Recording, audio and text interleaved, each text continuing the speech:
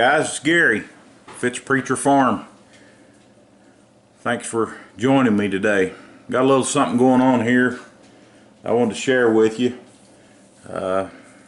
Wind's blowing about 9,000 miles an hour outside, and it's cold and the sun's trying to shine, but really don't want to be out there, so I've got some stuff here that I've dug up that I want to show you. I was a printer most of my life. In 1973, I started at Northside High School in Fort Smith, Arkansas, and they had a printing class, and they actually had one of the top print shops in Fort Smith at that time. They had all the latest, greatest gadgets. Of course, most of it then was letterpress, and that's kind of what I'm going to share with you today, some stuff that I have and that I treasure.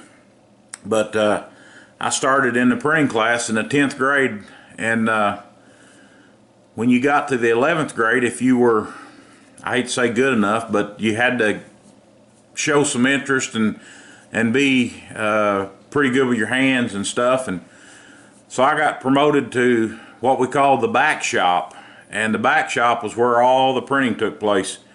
We printed any kind of forms for the school district. All the grade schools, we printed report cards. We printed a school newspaper for every school in the school district at that time. The junior highs and the high schools, there were 2 high schools.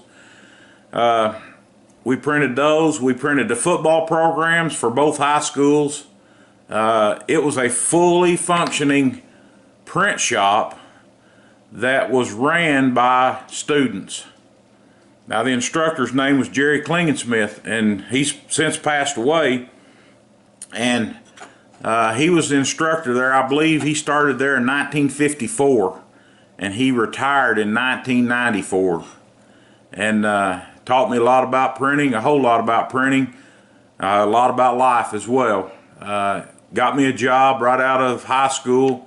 I went to work at a local printing company on his recommendation, and I spent the next 28 years working at printing factories and companies in Fort Smith, Arkansas. I left the last one after 25 years and started my own printing business, and I may show you some of that later on down the line, but I did that for 12 years before I got flooded out and kind of destroyed my printing business. But the printing industry is gone, and what I'm going to show you today is really gone. This is all letterpress stuff. This is old school stuff that I'm going to show you, that I'm going to share with you. When Mr. Klingensmith died, he picked 6 men out of all of his students from 1954 to 1994 to be his pallbearers, and I was one of them. And his wife came to me after the funeral, and she said, I'd like for you to come over, Jerry. Wanted you to have some stuff. And what I'm going to show you today, he gave me, and it's pretty incredible. And I just want to share it with you. It's a little bit different video, but I think you'll find it interesting. It's old school stuff. It's old technology that's gone and it'll never come back. And there's not many letterpress guys left. So I'm going to share all this stuff with you. So hang with me. Okay, what we have here is a California job case. You'll see these in antique malls and stuff. It's just a big drawer with individual holes in it. All these spaces had letterpress type in them in the day. And each one of these would have a different ABC. It wasn't that way, but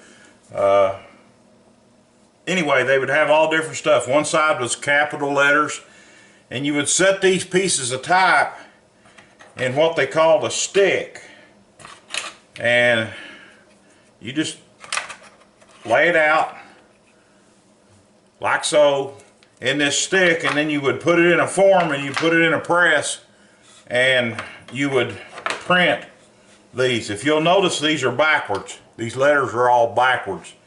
And I'll give you some close-ups of some of these here in a minute. But this is a California job case, and we used to have drawers full of these. in the print shop. And see if I can get you back out here a little bit. There you go. There were cabinets of these drawers, and they were different fonts, different sizes, all kinds of different stuff like that. But this was a California job case, and it held all these different types and these different fonts that we had. I got this from Mr. Klingsmith's wife. We called him Mr. K. I actually named my printing business after him. It was Mr. K's Printing here in Van Buren, and ran it for 12 years. And his wife gave me this when he passed, and I'm so glad to have it. It's actually a display. We've got it drilled here, or he had it drilled, where you can hang it on the wall, and it's a display case now. And I've got a piece of plexiglass over it where you can't get the stuff out of it. But I want to show you some of the stuff that's in this thing. It's pretty amazing. The technology is gone. There's probably a few old letterpress printers around, but there's not many of us left. I'm going to show you what was in this thing. I'm gonna get you some up close stuff. Okay, there's several different things in this type case. Of course, there's type. These are wooden blocks. The old original type was metal. Here we go. This is a metal one. And if you'll notice, that one doesn't have it on there. Well, that one doesn't either. Here's another metal one. There was metal type, and then they had the wood type. And we would set these in forms and use them. I'll just show you some different ones that we used. Here's an outline, a different font. It's an outline. That's a 5.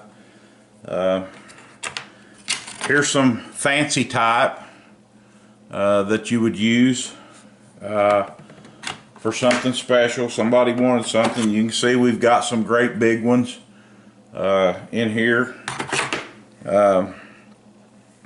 Just different fonts, different sizes of type.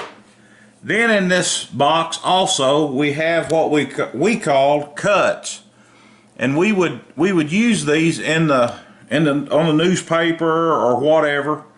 Let me show you some cuts. Now you probably can't see that very well. That one is yeah, I can't see it either. Here's one that you'll probably recognize. Nope, that's not it.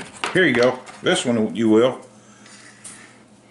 That is a printing cut for Rotary International, and everybody's heard of Rotary International. It's a club, and they do good things. That would be in our newspaper.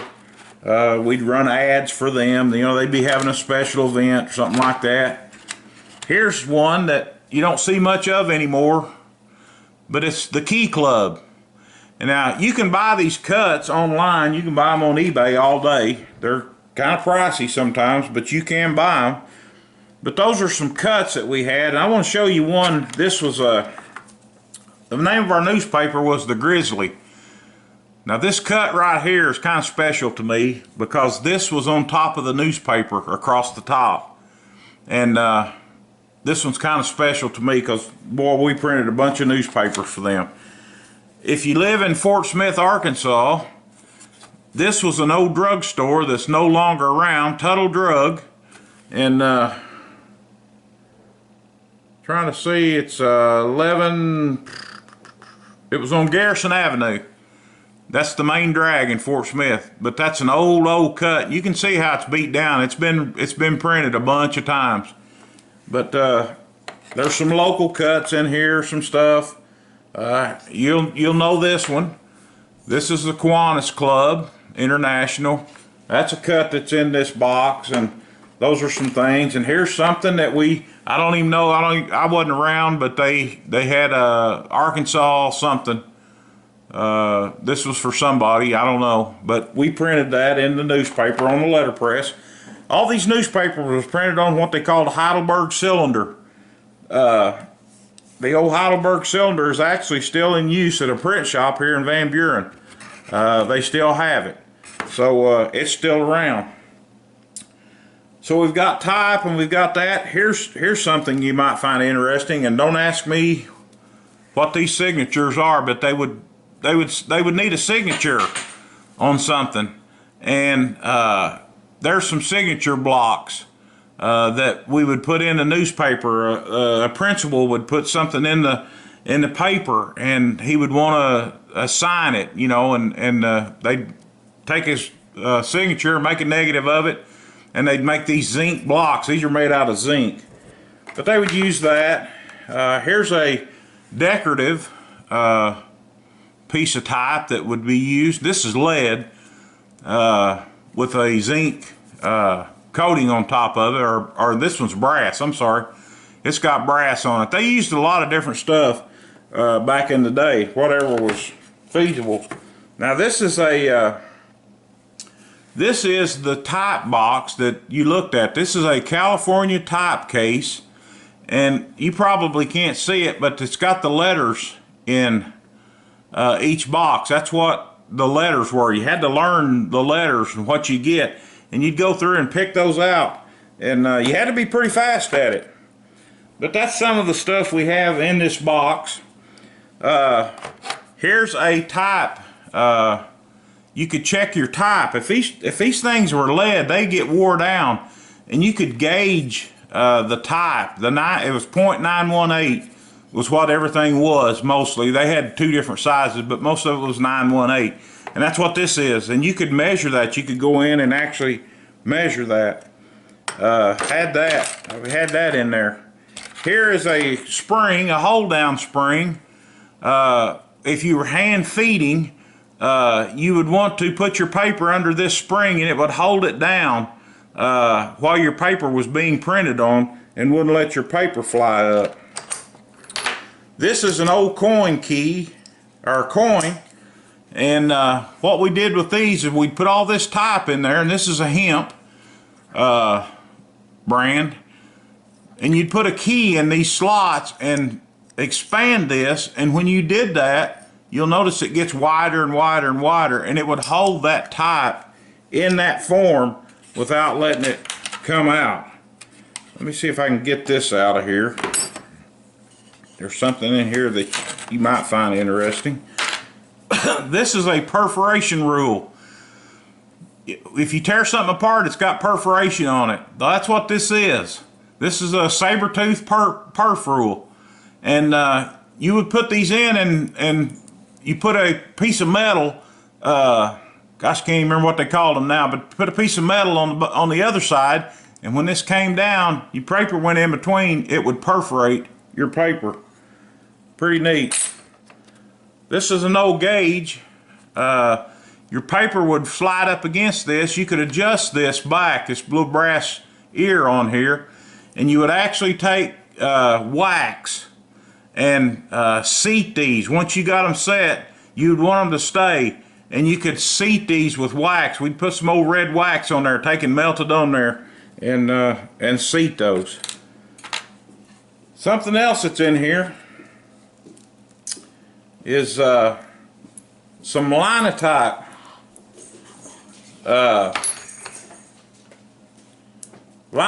mats. There goes my lovely assistant. She don't want to be on camera. And I noticed he did this. We had linotype machines there. Google a linotype machine. But his initials were J-E-K. And what that would do, you would put these in, you would type, there was a big keyboard, and you would type these in, and it would create a line, and I'll show you one here in just a second. But in the back side of these, you'll notice the type, the letters are there.